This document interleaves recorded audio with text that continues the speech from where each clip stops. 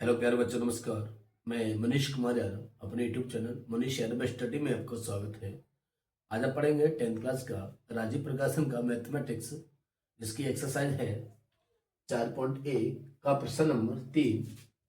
तो देखिए, प्रश्न में कहा है, सिद्ध कीजिए कि 5x² प्लस 6x प्लस 9 बराबर 4x² प्लस 8x प्लस 7 एक द्विघात समीकरण है।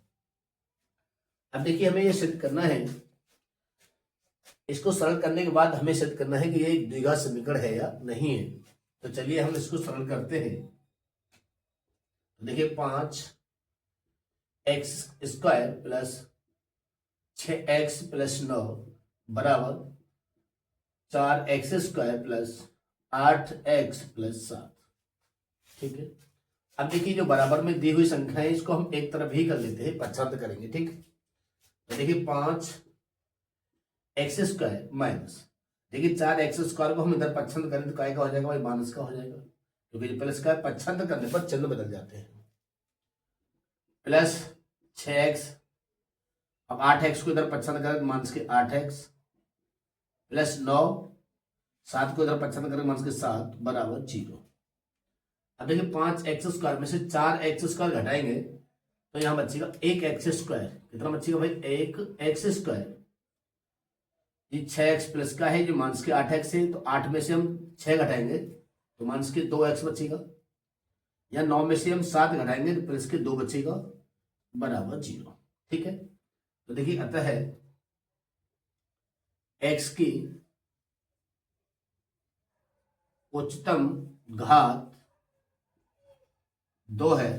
अतः दिया गया समीकरण द्विघात समीकरण है। ओके, हमें यही सिद्ध करके लाना था कि ये द्विघात समीकरण है या नहीं है। तो देखिए, x की उच्चतम घात यदि 2 है तो वो द्विघात समीकरण होगा। ओके। अब देखिए, प्रश्न नंबर 4 में कहा है कि 3x² प्लस x प्लस 4 बराबर 0, √2 x² प्लस 7x माइनस 1/3 बराबर 0, x² माइनस √5x प्लस 1/2 बराबर 0 और x² माइनस 36 बराबर 0 सभी द्विघात समीकरण हैं। परंतु x की घात 3 plus 6x² plus 4x plus 1 बराबर 0 द्विघात समीकरण नहीं है। क्यों? तो देखिएगा भाई, हम इसको सॉल्व करते हैं। तो देखिएगा, जो दिया है 3x की घात 2 प्लस x प्लस 4 बराबर 0, √2 x² प्लस 7x माइनस 1/3 बराबर 0, x² minus 5x plus 1/2 root में है बराबर 0, और x² माइनस के 36 बराबर 0। ये सभी द्विघात समीकरण है। क्यों? अतः दिए गए समीकरण द्विघात समीकरण है। क्यों? क्योंकि x की उच्चतम घात 2 है, इसीलिए ये सभी क्या होंगे, द्विघात समीकरण होंगे। ओके। फिर बोला है, परंतु x की घात 3 plus 6x² plus 4x plus 1 बराबर 0 द्विघात समीकरण नहीं है। क्योंकि देखिए, क्योंकि x³ plus 6x² plus 4x plus 1 बराबर 0, या देखिए इसकी उच्चतम जो घात है वो 3 है। तो लिखिए, अतः x की उच्चतम घात 3 है, अतः दिए गए समीकरण द्विघात समीकरण नहीं है। ओके, अब देखिएगा, हम 5वां प्रश्न का पहला प्रश्न दिया है, कहा है कि निम्न स्थितियों को द्विघात समीकरणों के रूप में निरूपित कीजिए। तो देखिए, पहला सवाल है 5वें का, एक आयताकार भूखंड का क्षेत्रफल 528 मीटर स्क्वायर है। क्षेत्र की लंबाई मीटरों में, चौड़ाई के दुगुने से एक अधिक है। हमें भूखंड की लंबाई और चौड़ाई ज्ञात करनी है। तो देखिए, सबसे पहले हमें समीकरण का रूप देना है, उसके बाद हमें लंबाई चौड़ाई ज्ञात करनी है। ओके, तो देखिए, हम यहां पर ये कह रहा है कि क्षेत्र की लंबाई चौड़ाई के दोगुने से एक अधिक है। माना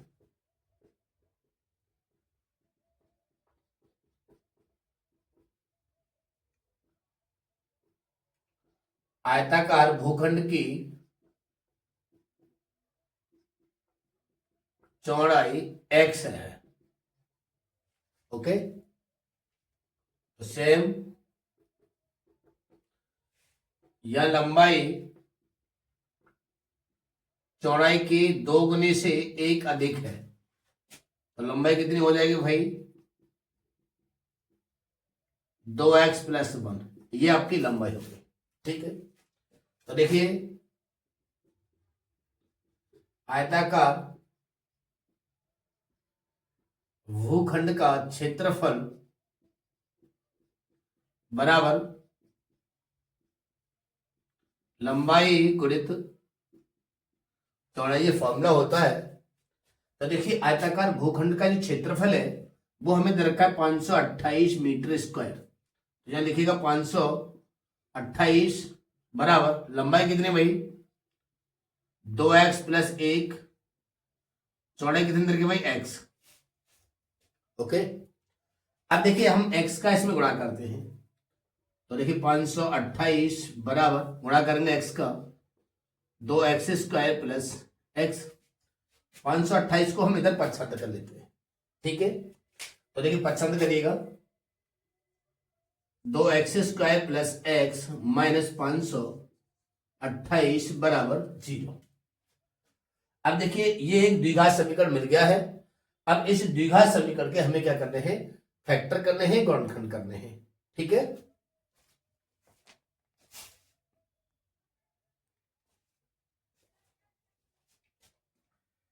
अब देखिए, x² का जो गुणांक है यहाँ 2 है, और ये अचर संख्या है, इसका हम गुणा करेंगे x² के गुणांक में। तो 528 का गुणा करेंगे x² के गुणांक में 2 में, तो 1056 होगा। और 1056 को ऐसे दो भागों में बांटना है कि गुणा करके 1056 घटाए के 1 आ जाना चाहिए। ठीक है, देख कितना आ जाएगा? 2x² प्लस यहाँ 33 - 32 × x - 528 बराबर 0।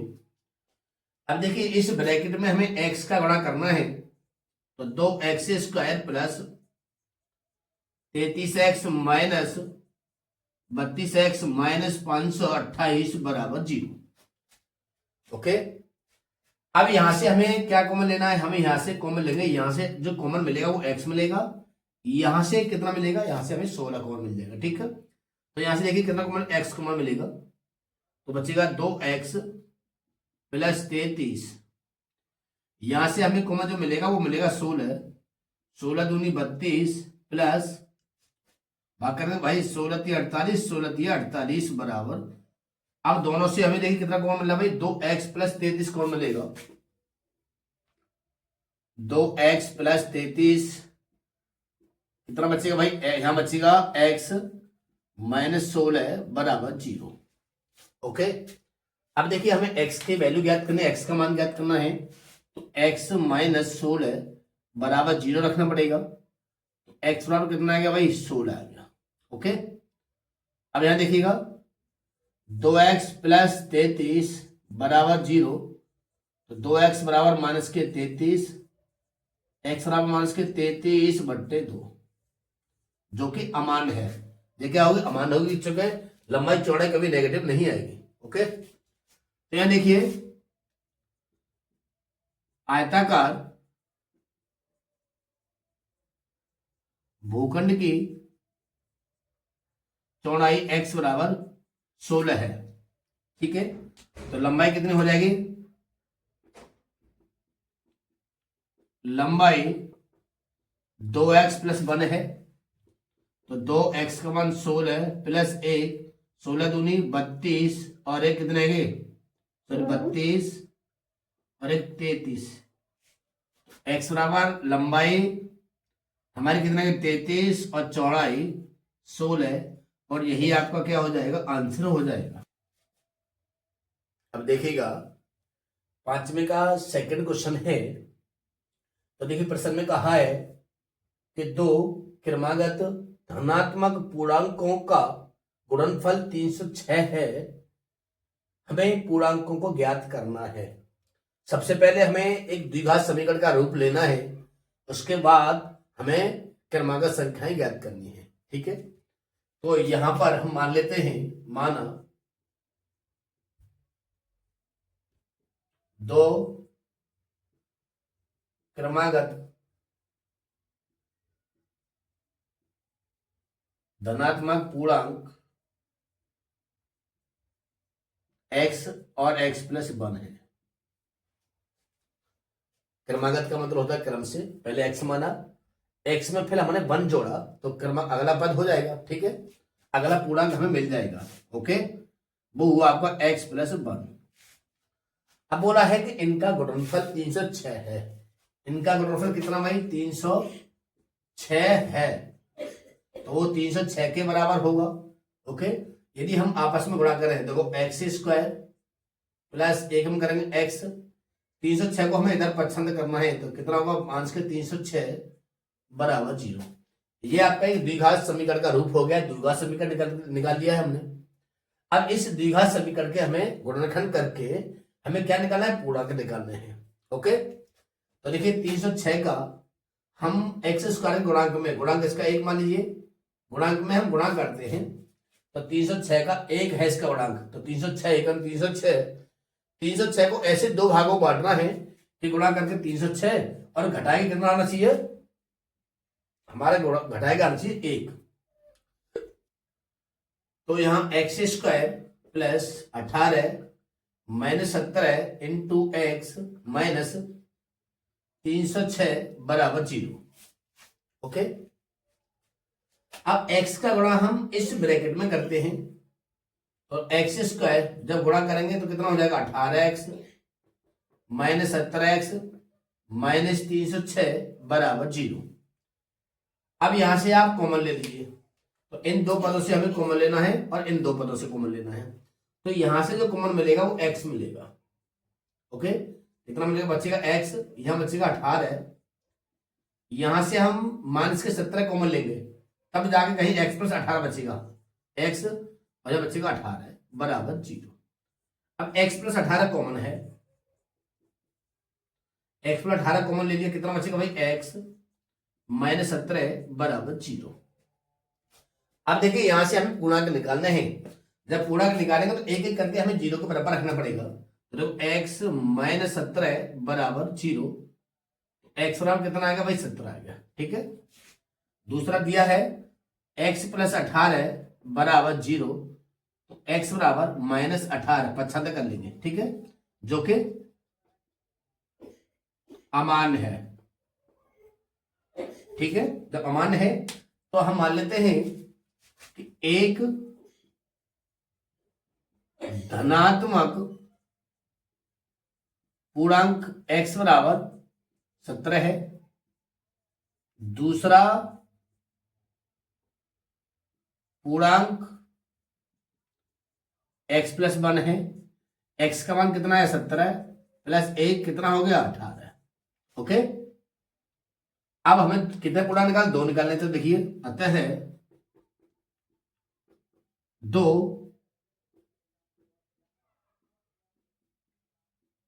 धनात्मक पूर्णांक x बराबर 2 धनात्मक पूर्णांक 17 और 18 है,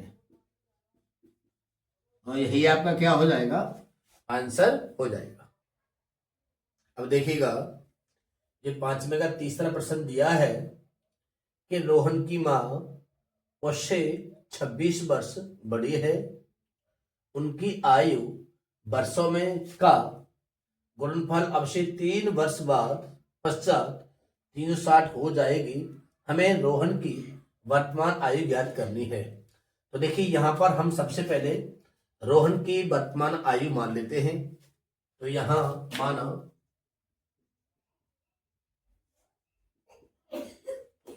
रोहन की वर्तमान आयु x वर्ष है। वर्तमान का मतलब है जो वर्तमान में हम तुम्हें यहां भी पढ़ा रहे हैं, ये वर्तमान है, ठीक है। रोहन की मां उससे 26 वर्ष बड़ी है, तो मां की उम्र देखिए, मां की वर्तमान आयु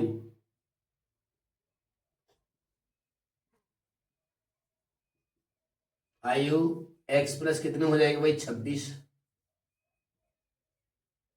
ओके, बोला है उनकी आयु का गुणनफल अब से 3 वर्ष बाद, कितने वर्ष बाद भाई, 3 वर्ष बाद। तो देखिए 3 वर्ष बाद इसकी आयु भाई, रोहन की आयु वर्तमान में कितनी भाई, x वर्ष है, 3 वर्ष बाद कितनी हो जाएगी, 3 वर्ष जुड़ जाएगी। जैसे आज मान लीजिए हम 10 साल के हैं, पूछिए कि 3 वर्ष बाद कितने के हो जाएंगे, तो 13 वर्ष के हो जाएंगे। ओके, तो 3 वर्ष क्या हो जाएगी, जुड़ जाएगी। ये इतने वर्ष का हो गया, ठीक है। अब मां की आयु 3 वर्ष बाद वर्तमान में x प्लस 26 वर्ष की है, 3 वर्ष और जुड़ जाएगी, कितनी हो जाएगी भाई, ये हो जाएगी x प्लस 29 वर्ष, ठीक है। अब इनका क्या कह रहा है कि अब इनका गुणनफल अब से 3 वर्ष बाद कितने का हो जाएगा भाई, गुणनफल जो है वो 360 के बराबर हो जाएगा। ओके, क्या गुणनफल x plus 3 into x plus 29 बराबर 360। ओके, इनका आपस में गुणा करिए, तो x का x में गुणा करेंगे भाई एक्स स्क्वायर भाई 29x 3x और 29 87 बराबर 360। एक्स स्क्वायर 29 और 3 कितने हैं, 32x प्लस 87 माइनस 360 बराबर 0। अब देखिए x square plus 32x minus 360 में से हम 87 घटाएंगे तो 273 बराबर 0। अब देखिए एक द्विघात समीकरण हमें मिल गया है और यही द्विघात समीकरण के रूप में निरूपित करना था। अब क्या करना है, हमें रोहन की वर्तमान आयु निकालनी है। तो देखिए अब इस द्विघात समीकरण के हम फैक्टर करते हैं, तो 273 का हम गुणा एक्स स्क्वायर के गुणांक में करेंगे, इसका गुणांक जो है वो 1 है। 273 का गुणा एक्स स्क्वायर के गुणांक में मतलब 1 में करेंगे, तो 273 एक 273। 273 को ऐसे 2 भागों में बांटना है कि गुणा करके भाई 273 घटा के 32 आ जाना चाहिए, ठीक है। तो कितना आएगा देखिएगा, x square plus 39 minus 7 into x minus 273 बराबर 0। तो देखिए एक्स स्क्वायर, अब यहां हम गुणा करें 39x माइनस 7x माइनस 273 बराबर 0। कॉमन ले लीजिए भाई, यहां से कॉमन क्या मिलेगा, यहां से हमें कॉमन मिलेगा भाई x प्लस 39, यहां से 7 कॉमन मिलेगा माइनस के, तो x प्लस 39 बराबर 0। अब x प्लस 39 कॉमन है, x प्लस 39 हम कॉमन ले लेते हैं, फिर कितना बचेगा भाई x माइनस 7 बराबर 0। ओके, तो देखिए आप एक एक करके हमें x का मान निकालना है, पूर्णांक निकालने हैं। x माइनस 7 बराबर 0, x बराबर 7 को 75 करेंगे कितना आ जाएगा, प्लस के साथ आ गया। ओके, अब दूसरा निकालना है। तो देखिए x प्लस 39 बराबर 0, x बराबर माइनस के 39 जो कि अमान है क्योंकि ऋणात्मक है। ठीक है, तो देखिए रोहन की वर्तमान आयु एक्स बराबर कितनी भाई, 7 वर्ष का है। कितने वर्ष का है, और यही हमें याद करनी थी, यही आपका आंसर हो जाएगा। अब देखिएगा 5वें का चौथा क्वेश्चन है, एक रेलगाड़ी 480 किलोमीटर की दूरी समान चाल से तय करती है। यदि इसकी चाल 8 किलोमीटर प्रति घंटा कम हो तो वह उसी दूरी को तय करने में 3 घंटे अधिक लेती है। हमें रेलगाड़ी की चाल ज्ञात करनी है। तो देखिए सबसे पहले हम रेलगाड़ी की चाल को मान लेते हैं। तो माना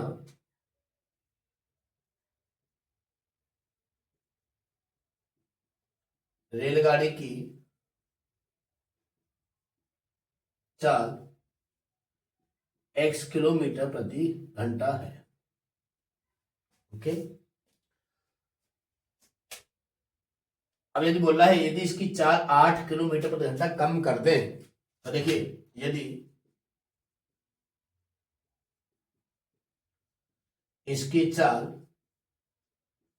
8 किलोमीटर प्रति घंटा कम हो तो तब रेलगाड़ी की चाल x माइनस 8 किलोमीटर प्रति आवर है। ओके, अब क्या कर रहा है, उसी दूरी को तय करने में 3 घंटा अधिक समय लेती है। ठीक है, तो देखिएगा यदि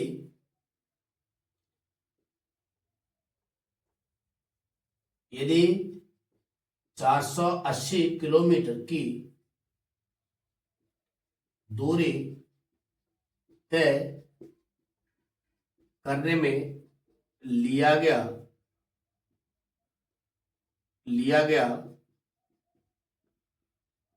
समय दूरी बट्टे चाल। तो देखिए दूरी कितनी हमारी भाई, दूरी हमारी है 480 किलोमीटर। चाल कितनी भाई, चाल है हमारी x किलोमीटर प्रति घंटा। ओके, अब देखिए कम चाल,